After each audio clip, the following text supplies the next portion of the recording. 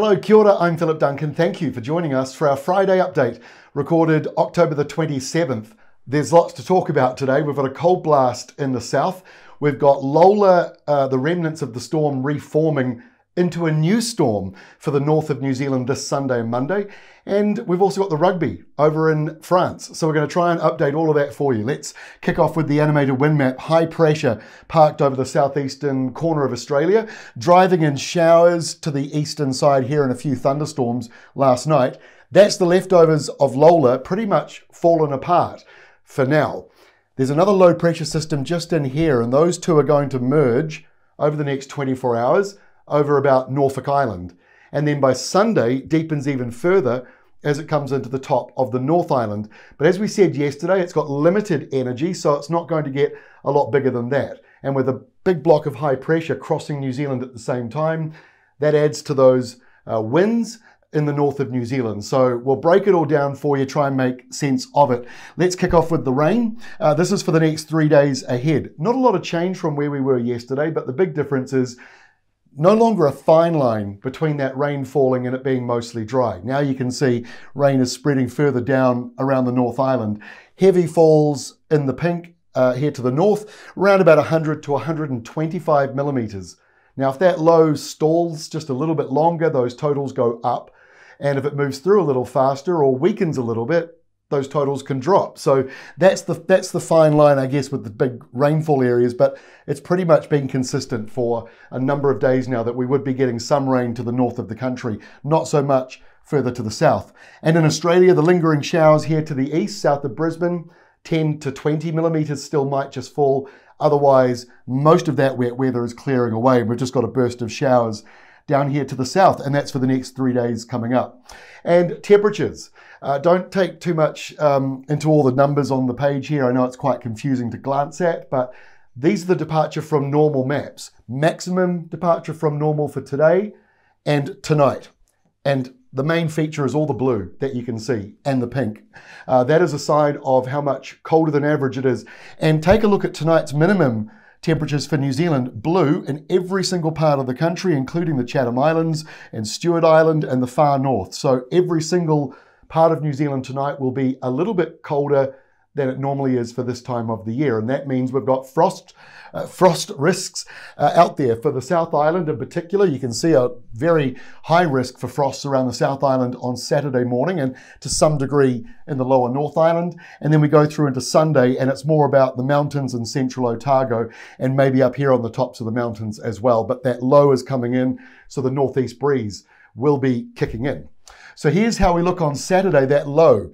The remnants of Lola coming down, that other system that was off the coast of Brisbane merges with it, and the two start to deepen together into a new system right over the top of Norfolk Island. For New Zealand, you'll notice a light easterly breeze, but that high is pretty much in control and moving in. And there'll be a few more coastal showers between Brisbane and just north of Sydney, but it won't be a lot. The pale blue shading means just a few showers in there, mostly between Port Macquarie and Grafton.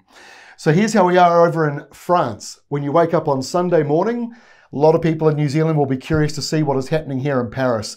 So if you are waking up 8 o'clock in the morning Sunday, 9 p.m. Saturday over in France, rain and showers, big low pressure system just off the coast of Ireland, driving in a big southwesterly, so it'll be fairly mild, 14 degrees. Southwesterly will be a little bit brisk. To be honest with you, for New Zealand and South Africa, those weather conditions are normal. So it's going to be a fantastic match to watch. And of course, go the All Blacks. Here we are on Sunday. That storm is getting bigger, and we would call it a storm now. It's got strong winds all the way around it, gale force winds in there. Big block of high pressure. That's the reason why it'll be frosty for some of you. But this is going to be a very windy system, and the air pressure in it deepens up until about Sunday night. But as I've been saying for the last few days, this big smiley face of high pressure to the south, it cuts off the southerly feed going into it. So yes, it does re-energize and it moves into the north of New Zealand, but it is limited in how long it can stay like that. So here we are, 5 p.m. Sunday. Windy weather around the eastern side of the North Island. So from Auckland northwards, especially on that eastern coastline, And you're well used to these big nor'east winds coming through, and you get a few power cuts, a few trees down. So that's possible on Sunday at the end of the day and going into nighttime. Elsewhere, not too bad, but you'll feel that northeast breeze going all the way down into Canterbury as well. Let's go through to Monday. The low here has actually started to weaken a little bit by Monday morning. Gets down to about 984, maybe 980s, mid 980s as far as the air pressure is concerned. Back to the 990s though on Monday. So that's what we mean by it's limited in its energy. So yes, windy and wet for some places. This is not a repeat of Cyclone Gabrielle, but you still need to be aware of weather warnings that'll be out there for the north and the east of the country in particular. And a burst of heavier rain will be around the northeastern corner of the North Island going through Monday. And then by Tuesday, the low weakens further, and you can really see that on Tuesday. It's falling apart, but still raining in some places. So it's a slow moving system, just like Lola was up in Vanuatu, but it is not a direct tropical cyclone coming down to us. It's a new system, an extra tropical cyclone when it reforms down in this part of the world. And so it's worth keeping a close eye on, but hopefully it's not going to cause too many serious problems.